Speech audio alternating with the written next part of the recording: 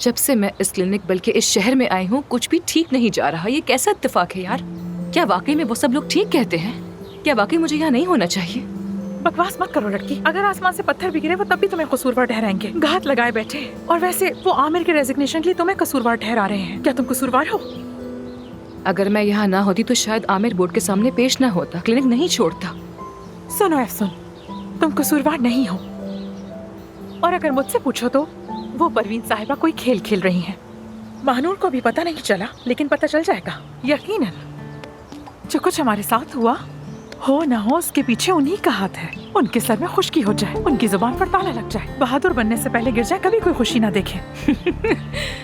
गाजियानतेब वालों की बदुआएं दे रही हो? हाँ, उनका कोई सानी नहीं। देखो ना, जब इंसान को अपने इलाके की याद आती है तो जुबान पर भी आ जाता है। काश कि मैं अपने फार्म हाउस पर होती, अपने बाबा के पास बैठी होती, अपने घोड़ों को एक एक करके प्यार करती।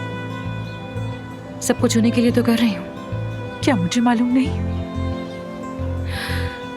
लेकिन ये सब करने के लिए मुझे आमिर को वापस आने पर राजी करना होगा। यहाँ पर इन सब लोगों को मुझे संभालना होगा। परवीन साहिबा की यही ख्वाहिश है।